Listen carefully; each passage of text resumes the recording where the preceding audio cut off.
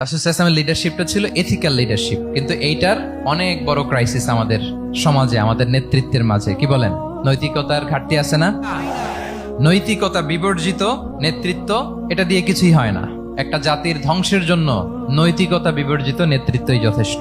আমানতদারিতা, সততা, অনেস্টি, ট্রাস্টওয়ার্দিনেস, এটা অনেক জরুরি নেতৃত্বের জন্য। নেতা হতে চাইলে তাকে আমানতদার হইতে হবে। যদি একজন ট্রু লিডার কেউ হতে চায়, তার মধ্যে আমানতদারিতা চাই। কি চাই? আমানতদার, তাহলে ইন্টিগ্রিটি। মজার ব্যাপার হচ্ছে, মক্কার কুরাইশরা, মক্কার লোকেরা রাসূল সাল্লাল্লাহু আলাইহি ওয়াসাল্লামের কাছে এসে আমানতের সম্পদ গচ্ছিত রাখতো। আবু জাহেলের কাছে রাখতো না, উতবা, শাইবা, ওয়ালিদ ইবনে মুগিরা, কারো কাছে রাখতো না।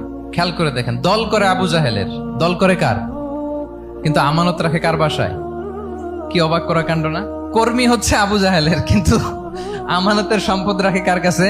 মুহাম্মদ সাল্লাল্লাহু আলাইহি ওয়াসাল্লামের বাসায়। রাসূল সাল্লাল্লাহু আলাইহি ওয়াসাল্লাম যেদিন হিজরত করবেন, উনি সাইয়েদনা আলী রাদিয়াল্লাহু তাআলা আনহুকে অ্যাসাইন করে গিয়েছেন যে, আলী তুমি থাকো, তুমি কয়েকদিন পরে মদিনায় হিজরতে যাবা, আমার কাছে যত আমানতের সম্পদ আছে এগুলো তুমি আগে বিলি করে তারপরে যাবে। রাসূল সাল্লাল্লাহু আবু বকর রাদিয়াল্লাহু তাআলা আনহুকে নিয়ে চলে গেলেন। আলী রাদিয়াল্লাহু তাআলা আনহুর টানা 3 দিন লেগেছে যে ডিপোজিট গুলো রাসূল সাল্লাল্লাহু আলাইহি ওয়াসাল্লামের কাছে ছিল, আমানতের যে জিনিসগুলো ছিল, এগুলো বন্টন করতে সাইয়েদনা আলী রাদিয়াল্লাহু তাআলা আনহু 3 দিন সময় নিয়েছেন। 3 দিন। এত পরিমাণ আমানতের সম্পদ রাসূল সাল্লাল্লাহু আলাইহি ওয়াসাল্লামের কাছে ছিল। আল্লাহু আকবার।